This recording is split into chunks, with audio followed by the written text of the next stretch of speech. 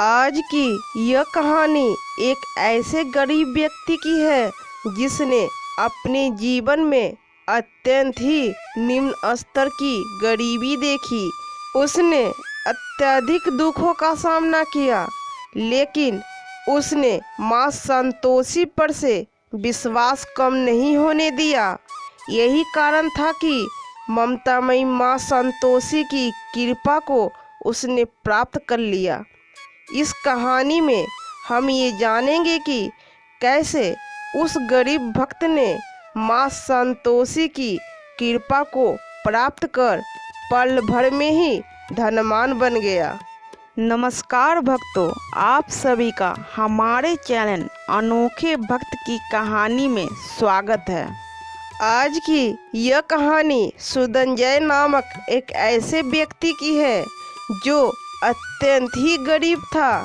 उसके परिवार में केवल 2 ही सदस्य थे, एक तो वह स्वयं और दूसरा उसकी धर्मपत्नी। सुधंजय पढ़े लिखे होने के बाद भी उसको कहीं भी नौकरी नहीं लगी। सुधंजय घर पर ही पड़ा रहता, वह कोई भी कार्य नहीं करता था। एक दिन उसकी पत्नी ने उससे कहा, आप जाकर कोई कार्य क्यों नहीं करते? घर का सारा राशन भी समाप्त हो गया है, अन्न का एक दाना भी घर में नहीं है। इस तरह से रहा तो एक दिन हम दोनों भूखे मरेंगे। जाइए बाहर और कोई कार्य कीजिए। राशन लेकर ही घर में आइएगा तो ही चूल्हा जलेगा। अपनी पत्नी की ऐसी बातों को सुनकर सुधंजय घर से बाहर निकल गया। वह बहुत जगहों पर कार्य को खोजा, लेकिन उसे किसी ने भी कोई कार्य नहीं दिया। लोगों ने कार्य तो नहीं दिया, लेकिन सुधंजय को भिखारी, दरिद्र कहकर उसका उपहास जरूर उड़ाया। सुधंजय बहुत ही दुखी मन से कार्य की खोज में बहुत दूर निकल गया। वह भूखा प्यासा तो था ही, अब वह बहुत थक चुका था। उसने विश्राम करने के लिए इधर उधर देखा तो उसे बहुत ही भव्य सुंदर माँ संतोषी का मंदिर दिखा। वह उस मंदिर में जाकर माँ संतोषी के सामने बैठ गया और वह माँ संतोषी से अपनी मन की सारी बातों को कहने लगा। सुधंजय कहने लगा कि हे माँ संतोषी, आप मेरा मार्गदर्शन करें। मेरे घर में एक भी अन्न का दाना नहीं है। मैं पिछले 2 दिनों से कुछ भी खाया नहीं हूँ। मेरी हर परिस्थिति को आप जानती हैं। मेरी सहायता करो माँ, मेरी सहायता करो। जब तक आप मेरी सहायता नहीं करेंगी, मैं यहीं भूखा प्यासा आपके चरणों में पड़ा रहूँगा। सुधंजय अपने हट के कारण भूखा प्यासा 3 दिनों तक वहीं माँ संतोषी के पास बैठा रहा। अंत में भूख प्यास तथा कमजोरी के कारण सुधंजय वहीं मूर्छित हो गया। तब ममतामयी माँ संतोषी को उस पर दया आई। कृपामयी माँ संतोषी ने सुधंजय को एक दिव्य स्वप्न दिखाई।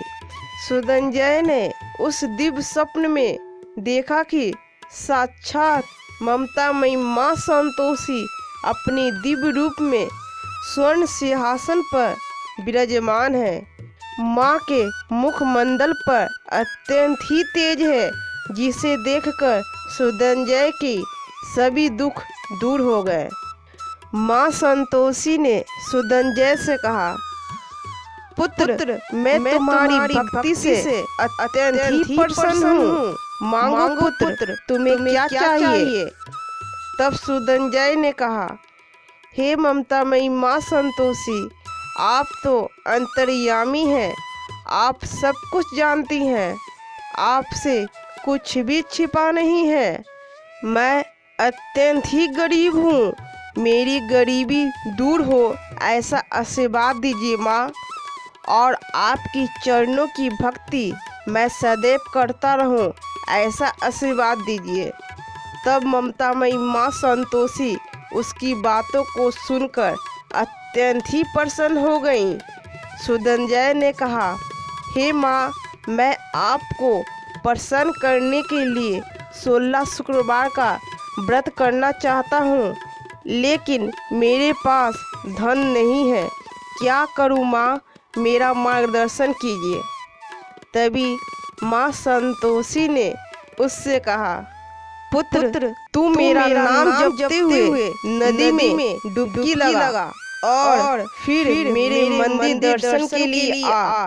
तुझे मार्ग में ही स्वर्ण सिक्कों से भरी पोटली मिलेगी।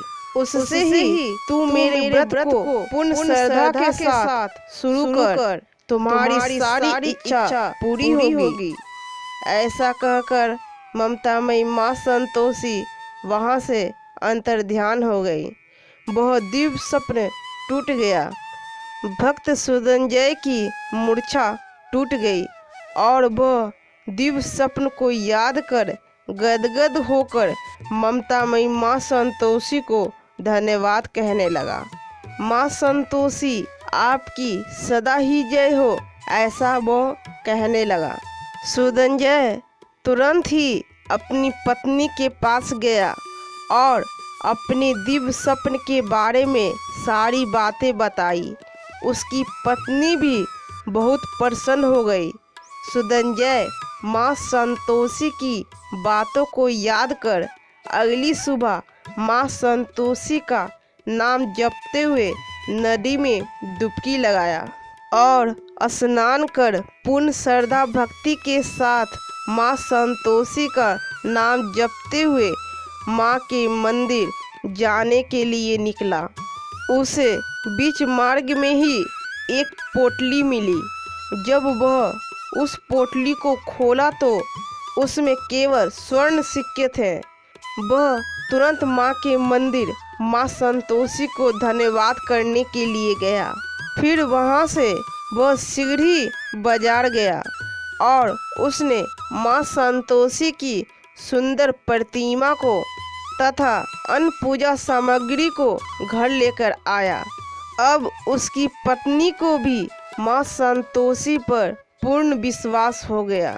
अब पति पत्नी दोनों ने मिलकर माँ संतोषी का व्रत को पूर्ण श्रद्धा के साथ प्रारंभ कर दिया। तीसरा शुक्रवार होते होते माँ संतोषी की कृपा से उसके घर में अन्न के भंडार बढ़ गए। 11वां शुक्रवार होते होते सुदंजय को एक जमींदार के यहाँ अच्छी वेतन पर जमीन का लेखा जोखा रखने का कार्य मिल गया। इस तरह उसकी आर्थिक समस्या समाप्त हो गई। वह पूर्ण श्रद्धा के साथ माँ संतोषी की व्रत को पूर्ण किया। इस तरह माँ संतोषी की कृपा से भक्त सुदंजय के जीवन से सारी समस्या ही समाप्त हो गई।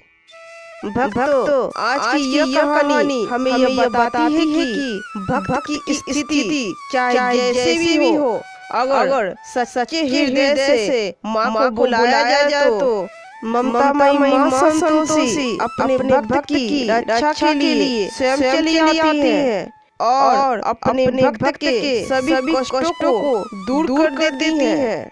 जय माँ संतोषी। धन्यवाद।